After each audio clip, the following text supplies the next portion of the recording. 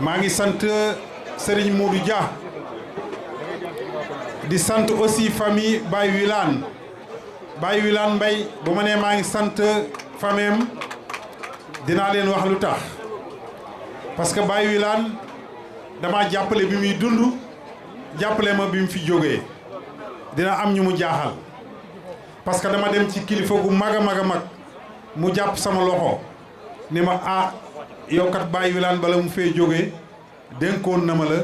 kon nag maa ngi lay jàppale ngir Baye Wilane kon nag mi ngi may jàppale bi mu fi nekkee ak bi mu fi nekkul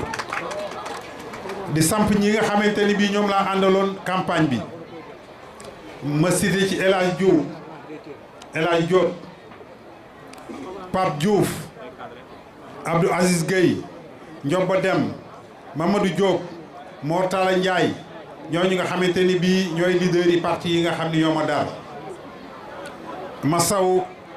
tamit maa ngi koy nuyu di nuyu Mor Talla ba ma jóge ci ñooñu am na ñoo xamante ni bi ay jàmbaar la ñu bàyyi seen métier ñëw Baba Ndiaye Cheikh Diop El Hadj Ndoye Pape Thiaw Saliou Sène Mbaye Ñing tamit ñu ngi leen di sant Pape Diouf aussi bu Ndioufène maa ngi koy sant di sant Mbaye Naar Gueye di sant Ngouda Diakhaté Makodou Ndiaye maa ngi koy sant jigéen ñi aussi gàcce ngalaama wax dëgg yàlla lu ma mus a gëm ni man sama parti bu ma amoon parti mooy parti jigéen ñi gàcce ngalaama nee naa leen ku jàppale jigéen jàppale nga famille bi jàppale nga askan wi parce que jigéen lu mu am fii la koy jëmee ci borom këram ak ci njabootam donc defe naa famille ñett yooyu ko composé borom kër soxna si njaboot gi kon nag jigéen ñi gis naa jigéen yi meewaan jàmbaar lañu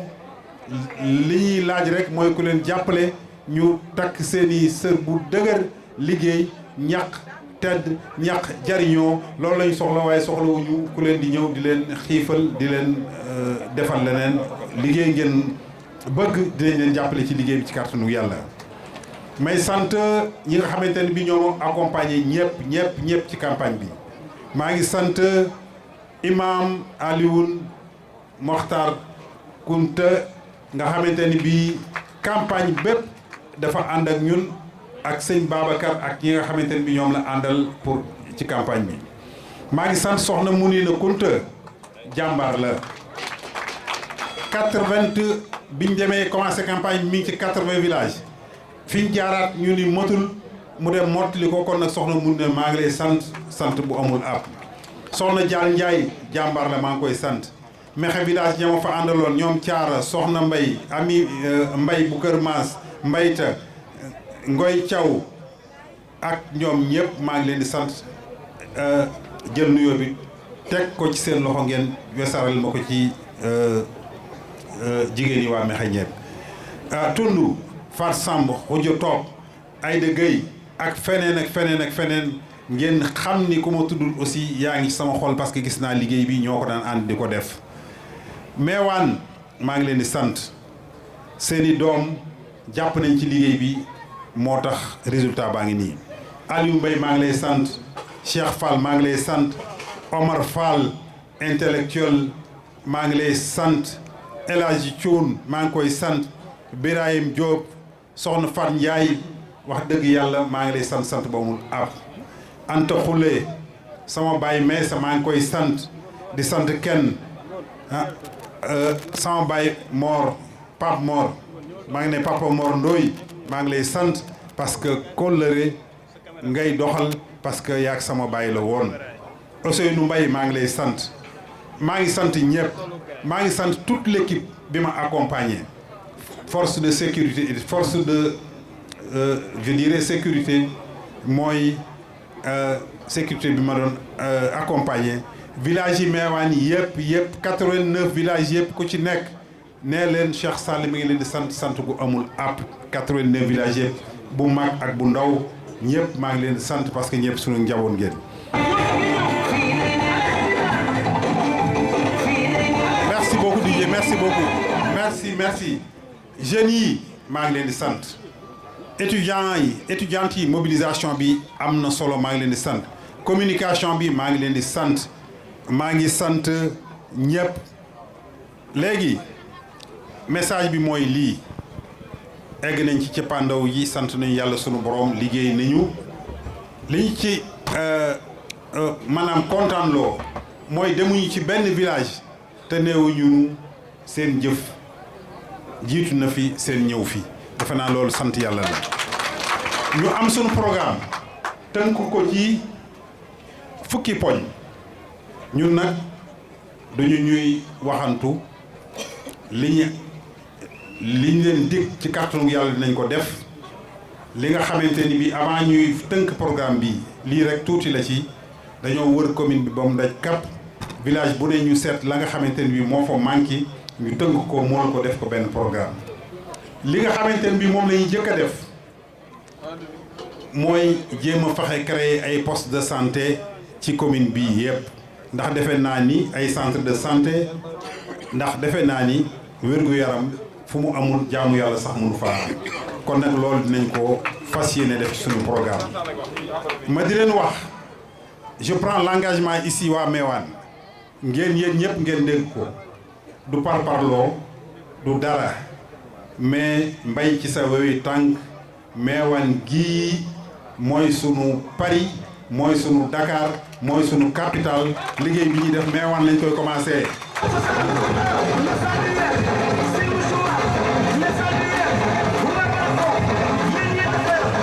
tikkiwul ni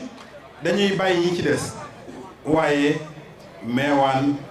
buñ doon recevoir président de la République buñ doon recevoir kenn commune bi mooy chef lieu commune bi donc war nañ koo def ba nga xamante ne bi bu fi ñëw di nga naw Mewane sera érigé en ville ci kàttanu yàlla sunu borom subhanahu dinañu defar village yu mag yi nekk fépp fu ci nekk lu ci war dinañ ko defar village yu ndaw yi dinañ ko defar tamit mais fii la ñuy commencé liggéey bi ñaareelu point bi mooy dañuy wax ni accompagner la réalisation de lycées fonctionnels et aider les daara et foyers religieux parce que ñun kat defe naa ni suñuy doom war nañoo mën a jàng fii ba am baccalauréat soog a génn kon nag lycée dinañ ci taxaw ba mu am ci commune bi benn wala ñaari lycée lu mu bon dina am ci commune bi pour que doo xale yi dootuñu leen dem di leen dénkaane loolu ñoo leen ko war loolu dinañ dimbali daara yi ci yëf yi lañu bokk këri diine yi ci yëf yi lañu bokk dinañ dimbali daara yi di leen jox ay subvention di leen jàppale ba ñu mën di jàng alxuraan ji xale yi wàññi yalwaan yi donc loolu aussi ngeen xam ni dinañ ci jàpp këri diine yi tamit dañ leen jàppale les foyers religieux parce que daara yi ñun ñii ci la ñu jàng man mii bi ma xamante ni bi avant may du école sama baay damaa yóbbu seen kan foofa laa dalee baax donc xam nañ ni daara yi dinañ leen jàppale ci kàttanu yàlla dañ leen jàppale ak foyer religieux yi ñu jàppale leen moderniser ko comme ni ko sama njiit defee dinañu jox ay bourses de formation aux étudiants dinañ leen jox ay logements sociaux dinañ leen jàppale ci ay tickets restaurant ak leneen bu ñu jàllee Université Thiès Bambey Ziguinchor Kaolack Saint-Louis fu ne dinañ fa dem Dakar yónnee fa ñu luye leen ay foo xamante ni bi di ngeen fa nekk kenn dootul toog ñu naan ñi boo demee université man dama fay ruus a nekk parce que da ngay dem romb ku tëdd ci couloir yi ñu naan la doomi Mewane yi ñi ngi fanaan ci couloir yi ñi ngi fanaan ci suufu escalier yi buñ jàllee loolu dina deñ sunu programme aussi désenclavement bokk na ci parce que programme de développement mënoo ko concevoir bu fekkente ni bii maanaam village yi xëttaloowuñu luñ ci man dinañ ko def bu doon ab latérite sax dinañ ko ci def incha allah loolu dinañ désenclaver ay zones yu bari fexe ba fii ak fii diggante Léona ak fii bañ fa ci yàgg nañ ci yoon wi yooyu yëpp dinañ toog jàppale ngi leen jàppale suñu bopp pour que parce que li ñu bëgg a def ci développement même boo paroon pare am production pour nga écouler ko day am problème donc loolu nañ ci jàpp avant may dem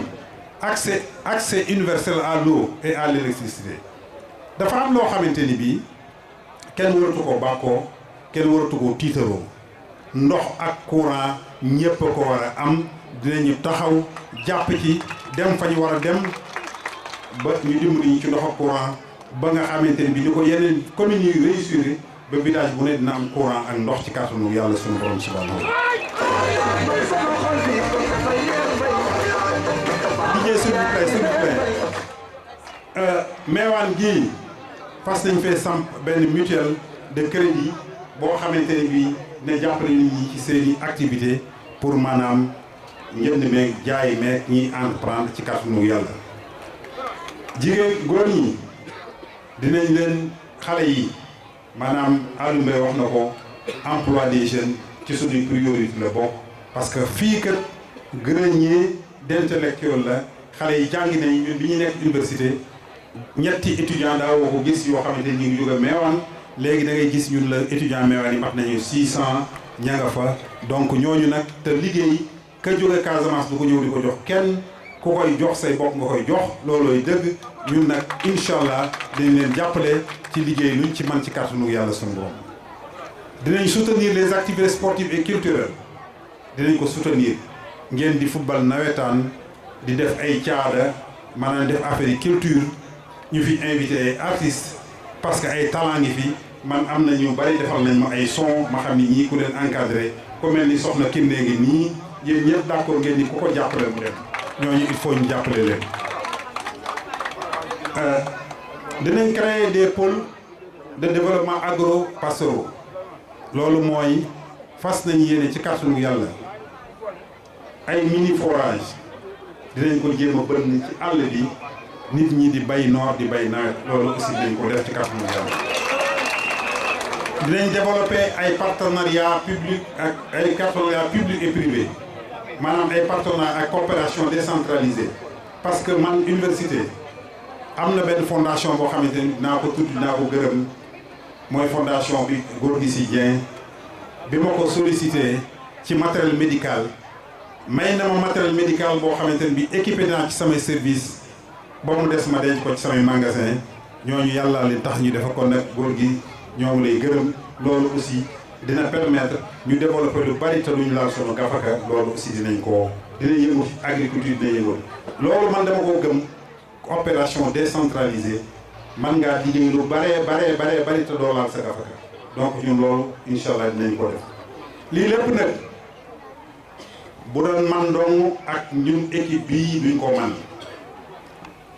lépp loo xam def naa ko Mewane muy emploi yi muy formation famille savon eau de javel madar éclairage lampe solaire bu fekkoonte ni bi kii jàppale wu ma ci muy président Macky Sall du ma ko man dama bëgg ñu tàcce ko président Macky Sall lu ma man moom la ñi leen di wax naan Cheikh Sall président Macky Sall xamuñu li ñuy wax président Macky Sall moo ma nooy par décret présidentiel bu fekkoonte bi li may def d'accord ci àllarba mu ni nii ma dem dootuma man dara kon nag président Macky Sall gàcce ngaalaama ñoo ngi lay sant di la gërëm di la wax ni la bu ñu Mewane jàppale commune bi jàppale ñu dama bëgg ngeen jox ko une écrasante majorité bu ko defee bu ñu taxawee ci kanamam ni ko président Macky Sall ñu naan ñu ni ko lii mooy 10 points prioritaires de notre gouvernance mais nag aussi ñu ko président Macky Sall dimbali ñu ci tali Pire Mewane Daya loolu li koy mën a tax mooy président parce que kat dégg naa am na président fi nekkoon dañ ko gars yi dañoo dem ca moom ni ko tali Pire Daya Mewane góor gi ni leen waaw yéen a jox sama wujju commune bi dem leen ca moom loolu la ñuy moytu kon nag jàppale leen ñu mën a dem ci président wax ko ni ko Mewane ngi nii yaa leen jaboote lii mooy seeni programme parce que yii ma leen wax ndox mi yooyu yëpp am na ay société maanaam ay loo xamante ni président teg na ko fi mooy PUDC ak yeneen yoo xamante ni bii ñu yëngu ci ay ASER ay nangam électrification rurale yooyu yëpp président teg na ko fi pour vraiment jàppale monde rural jàppale nit ñi mais nag il faut nga dem defe naa def un plan de développement communal déposé ko ni yii projet laa bëgg dama bëgg tali diggante fii ak fii gis ngeen ni xew Ngaay gis ngeen ni xew Pire boo demee Mbuur ña fa dem nañ fa loolu lépp maire bi génnewu ci dara da ngay dem ci état bi structure yi nga xamante ne bii ñoo dédié habilité président jàppale la kon nag ñuy jàppale président ñu ngi koy sant ba mu ngeen xam ni li ñu bëgg commune Meouane attanu ko commune Meouane mënu ko ki ko man mooy président de la république donc ñu jàppale ko moom mu jàppale ñu dem wax ko ni ko tali ndàng Ngaay ndàng ak ba Sar tamit soxla nañu ko tali bi nga xamante ne bii jóge na Ngaay dem ba Jogo président ne dañ ko tàmbali balaa yàgg Meouane léegi mu dem yoonam parce que fi mu ne nii nit ñaa ngi réunir autoroute à péage bi war a jógee fële dem ba Saint-Louis ñun ñaa ngi réunion di xool ba xam